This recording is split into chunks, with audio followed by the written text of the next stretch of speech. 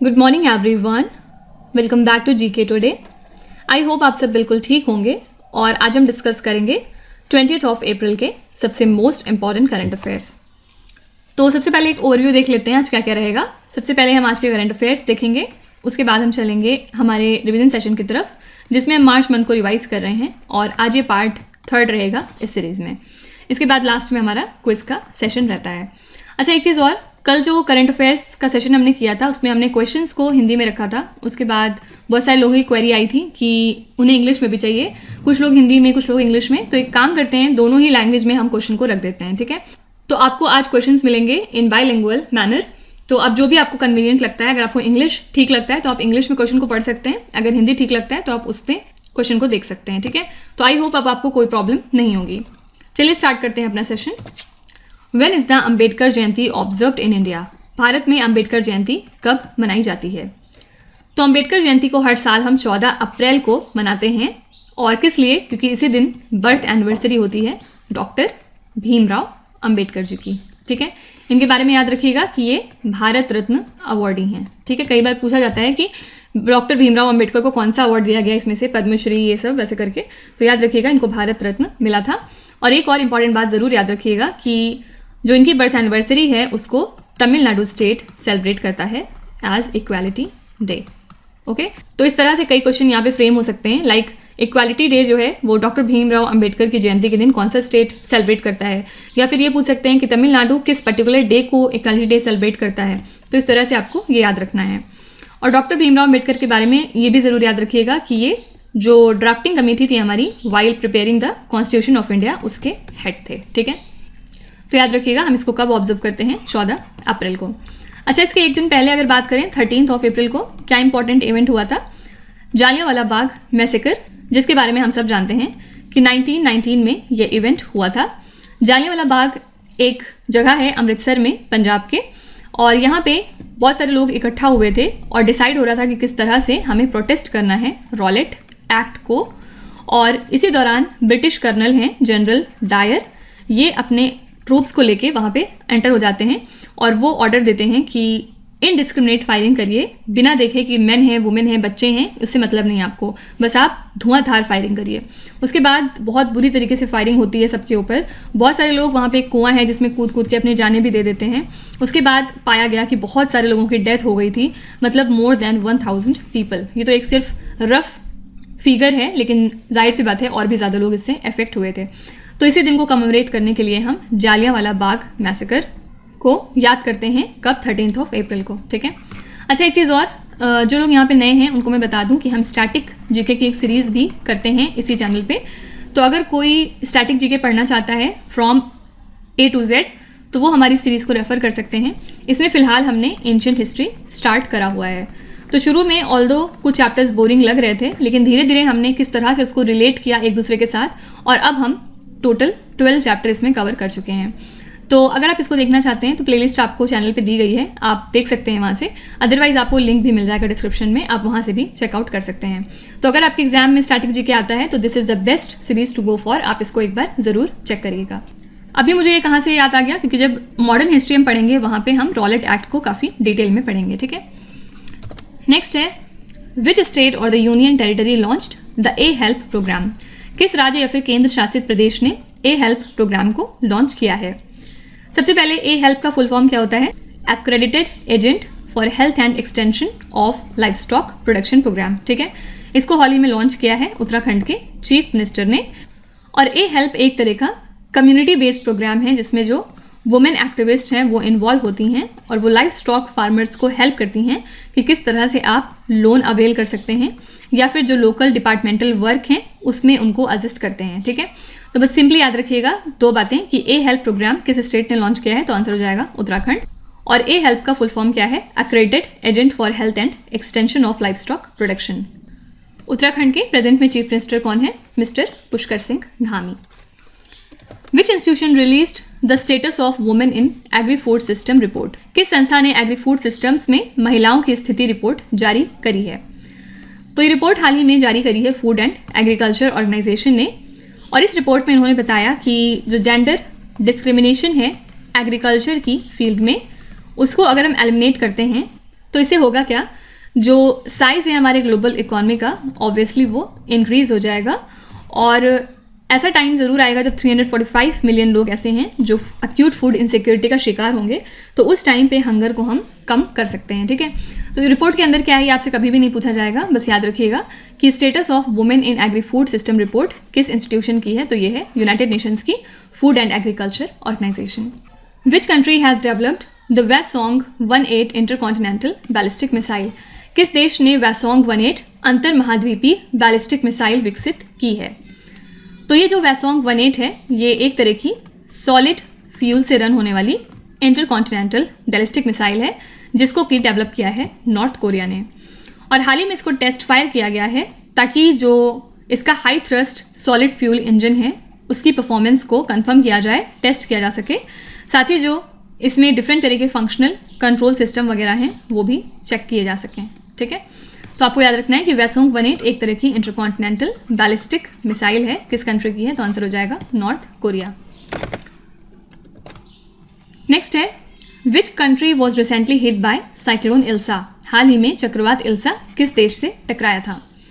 Cyclone इल्सा एक तरह का कैटेगरी 5 स्टॉर्म है जो हाल ही में लैंडफॉल क्रिएट कर चुका है into a remote stretch of coast. कहाँ पे? In the western Australia. ठीक है, इसकी जो हाई विंड स्पीड थी उसने प्रीवियस रिकॉर्ड अपना तोड़ दिया है, जो कि एक डिकेड पहले सेट हुआ था सेम जगह पे। ठीक है, तो ये जो साइक्लोन इल्सा है इसने बहुत सारी जगहों को अफेक्ट किया है close to the Port Hedland, जो कि दुनिया का सबसे बड़ा आयरन ओर एक्सपोर्ट हब है। ठीक है, तो याद रखिएगा साइक्लोन इल्सा से कौन सी कंट्री हिट हुई है, तो ये कंट्री है ऑस्ट्रेलिया। नेक्स्ट है, as of 2023 a woman who adopts a child at the age below 3 months old is entitled for maternity leave of how many weeks? 2023 तक एक महिला जो 3 महीने से कम उम्र के बच्चे को गोद लेती है वो कितने सप्ताह के मातृत्व अवकाश की हकदार है? तो मैटरनिटी बेनिफिट एक्ट 1961 का जो सेक्शन 5 क्लॉज 4 है उसमें बताया गया है कि अगर कोई वुमेन एक चाइल्ड को अडॉप्ट करती है जिसकी उम्र 3 महीने से कम है तो वो जो वुमेन है उसको 12 वीक्स की मैटरनिटी लीव दी जाएगी। ठीक है, तो यहाँ पे आंसर हो जाएगा 12 वीक्स। और आजकल इस तरह से यहाँ क्यों पूछा जा रहा है, क्यों न्यूज़ में है ये? क्योंकि हाल ही में सुप्रीम कोर्ट ने एग्री किया है कि जो पेटिशन फाइल हुई है चैलेंजिंग दिस प्रोविजन उसको सुप्रीम कोर्ट हियर करेगा। ठीक है, एक पेटिशन फाइल हुई थी अगेंस्ट दिस प्रोविजन कि इसमें कुछ चेंज कराना था, तो इसको जो है सुप्रीम कोर्ट ने अब एग्री कर लिया है कि अब वो उसको हियर करेंगे। फाइन। नेक्स्ट है, east fusion energy reactor is located in which country? Experimental advanced super conducting tokamak east का फुल फॉर्म है। तो ईस्ट फ्यूजन एनर्जी रिएक्टर किस देश में स्थित है आपको ये बताना है। तो ये जो ईस्ट फ्यूजन एनर्जी रिएक्टर है ये लोकेटेड है चाइना के हाफेई रीजन में। ठीक है, और ये जो रिएक्टर है इसने हाल ही में एक नया रिकॉर्ड सेट किया है by creating an artificial sun, जिसने कि प्लाज्मा को सस्टेन किया फॉर 403 सेकेंड्स। ठीक है, और इसी के साथ इन्होंने अपना पिछला रिकॉर्ड तोड़ लिया है। 2017 में ये रिकॉर्ड बना था 101 सेकेंड्स का। फाइन, अब प्रेजेंट में रिकॉर्ड कितने सेकंड्स का है? 403 सेकेंड। तो ईस्ट फ्यूजन एनर्जी रिएक्टर किसका है? आंसर हो जाएगा चाइना का। Which Indian company manufactures the R21 matrix M vaccine? कौन सी भारतीय company R21 matrix M vaccine बनाती है? तो ये जो वैक्सीन है फर्स्ट ऑफ ऑल ये एक मलेरिया की वैक्सीन है और इसको डेवलप किया है ऑक्सफोर्ड यूनिवर्सिटी ने और इसको मैन्युफैक्चर करती है सीरम इंस्टीट्यूट ऑफ इंडिया। तो ये वैक्सीन जो है इसको हाल ही में लाइसेंस मिल चुका है कि इसका यूज़ अब घाना कंट्री में होगा। और किसने इसको ऑथराइज किया है? कंट्री की फूड एंड ड्रग्स अथॉरिटी ने। ठीक है, तो दो बातें याद रखिएगा, कौन सी कंपनी है जो मैन्युफैक्चर करती है इस वैक्सीन को? आंसर हो जाएगा सीरम इंस्टीट्यूट ऑफ इंडिया। और सेकेंड चीज़ क्या है कि ये जो वैक्सीन है किस डिजीज़ के अगेंस्ट यूज़ की जाती है? तो ये है मलेरिया। नेक्स्ट है, animal pandemic preparedness initiative has been launched under which scheme? किस योजना के तहत पशु महामारी तैयारी पहल शुरू करी गई है? तो हमारे union minister for fisheries, animal husbandry and dairying कौन है? मिस्टर पुरुषोत्तम रूपाला। इन्होंने लॉन्च किया है एनिमल पैंडेमिक प्रिपेयर्डनेस इनिशिएटिव को under the national one health mission, ठीक है। इसके अलावा इन्होंने World Bank funded animal health system support भी लॉन्च किया है फॉर वन हेल्थ, ताकि जो इंडिया की प्रिपेयर्डनेस है और रिस्पॉन्स है to the potential animal pandemics उसको आप इन्हांस कर सकें, और ये रहेगा in line with the one health approach, ठीक है। तो याद रखिएगा, animal pandemic preparedness initiative launch किया गया है under the national one health mission, ठीक है। Festival of innovation and entrepreneurship मतलब FINE 2023 was organized by which union ministry? किस केंद्रीय मंत्रालय द्वारा festival of innovation and entrepreneurship 2023 का आयोजन किया गया था? तो ये जो फाइन है इसको ऑर्गेनाइज किया है नेशनल इनोवेशन फाउंडेशन ने, जो कि एक ऑटोनॉमस इंस्टीट्यूट है under the department of science and technology, ठीक है। इसमें टोटल 5 तरह के राउंड टेबल्स कंडक्ट हुए, जिसमें कि different aspects of innovation and entrepreneurship को कवर किया गया है, ठीक है। तो याद रखिएगा, फाइन का फुल फॉर्म क्या होता है? Festival of innovation and entrepreneurship. किस मिनिस्ट्री से ये रिलेटेड है? Ministry of science and technology से। नेक्स्ट है GNZ11 which was seen in the news recently is the farthest object of which category? समाचारों में देखा गया GNZ11 किस श्रेणी का सबसे दूर का पिंड है? तो ये जो GNZ11 है इसको पाया गया है उर्सा मेजर कॉन्स्टलेशन में, और ये फार्देस्ट और अर्लीस्ट गैलेक्सीज में आता है जो कि कभी डिस्कवर हुई हैं, ठीक है। और हाल ही में जो स्पेक्ट्रोस्कोपिक रिजल्ट हैं इस गैलेक्सी से, उन्होंने रिवील किया है कि इस गैलेक्सी में डस्ट पार्टिकल्स की कंप्लीट एब्सेंस है, मतलब इसमें डस्ट पार्टिकल्स मौजूद ही नहीं हैं एक इंटरिम टाइम पीरियड से, जबकि इसमें हाई स्टार फॉर्मेशन रेट होता है, ठीक है। तो ऑल्दो यहाँ पे हाई स्टार फॉर्मेशन रेट है, लेकिन उसके बावजूद यहाँ पे डस्ट पार्टिकल्स मौजूद नहीं है। तो बस याद रखिएगा कि GNZ11 एक तरह की गैलेक्सी है जो कि कॉन्स्टलेशन उर्सा मेजर में लाई करती है। लास्ट क्वेश्चन है, Vedanthangal bird sanctuary is situated in which state और द यूनियन टेरिटरी? ये जो बर्ड सेंचुरी है ये कहाँ पे लाई करती है, आपको ये बताना है। तो वेदनथंगल बर्ड सेंचुरी है तमिलनाडु स्टेट में, और ये one of the oldest bird sanctuaries भी है इंडिया की। तो किस वजह से न्यूज़ में है? क्योंकि ये वन ऑफ द 4 सेंचुरीज है स्टेट की, जो कि डेवलप की जाएगी at the cost of 20 crore rupees. कौन कौन से 4 बर्ड सेंचुरीज हैं तमिलनाडु की जिनको डेवलप किया जा रहा है? फर्स्ट है वेदनथंगल बर्ड सेंचुरी, सेकेंड है इसमें कराईवेट्टी बर्ड सेंचुरी, थर्ड है कूंथनकुलम बर्ड सेंचुरी, और एक लास्ट कौन सी है? पुलिकट, ठीक है। ये 4 बर्ड सेंचुरीज हैं तमिलनाडु की जिनको कि डेवलप किया जा रहा है। तो इसी के साथ हमने आज के सभी इंपॉर्टेंट करंट अफेयर्स को कवर कर लिया है, और अब हम चलते हैं हमारे रिवीजन सेशन की तरफ, जिसमें हम फिलहाल मार्च मंथ के करंट अफेयर्स को रिवाइज कर रहे हैं। और आज ये पार्ट 3 रहेगा इस सीरीज में, जिसमें हम क्वेश्चन नंबर 31 से लेकर क्वेश्चन नंबर 45 तक देखेंगे। फर्स्ट क्वेश्चन है, who has taken charge as the director general of the press information bureau? Press information bureau के डायरेक्टर जनरल हाल ही में कौन बन गए हैं, आपको ये बताना है। तो ये है मिस्टर राजेश मल्होत्रा, इनको अपॉइंट किया गया है as the principal director general of the press information bureau. और इन्होंने पोजीशन किससे टेक ओवर करी है? तो इन्होंने पोजीशन ली है मिस्टर सत्येंद्र प्रकाश से। राजेश मल्होत्रा की बात करें तो ये मिनिस्ट्री ऑफ फाइनेंस में काम कर रहे थे since January 2018। Which country announce the Indo Pacific tech envoy? तो इंडिया और यूके ने लॉन्च किया था इंडिया ब्रिटेन एक्सचेंज स्कीम को during the G20 foreign ministers meeting, और इसी दौरान यूके ने अनाउंस किया है अपना पहला tech envoy to the Indo Pacific region, जो कि इंडिया के साथ उनके टाइज को मजबूत करेगा as a priority. Which city is the host of the G20 foreign ministers meeting? कौन सी सिटी है जो होस्ट है G20 की फॉरेन मिनिस्टर्स मीटिंग के लिए? तो यहाँ पे आंसर हो जाएगा New Delhi. Arribada which was seen in the news recently is the mass nesting of which species? तो आरीबडा जो मास नेस्टिंग है ये है ऑलिव रेडली टर्टल्स की, और इस साल ये फरवरी मंथ में हुआ है, ठीक है। बात करें अगर तो मार्च मंथ में इस प्रोबेबिलिटी थी कि इनकी मास नेस्टिंग होगी, लेकिन फरवरी मंथ में ही हो गई। रीज़न क्या है कोई भी नहीं जानता, बट एक्सपर्ट्स ने सजेस्ट किया है कि सूटेबल क्लाइमेटिक कंडीशंस जो हैं वो फेवर कर ले गए इस मास नेस्टिंग के लिए। तो बस याद रखिएगा कि जो आरीबडा है ये mass nesting of olive ridley turtles होता है।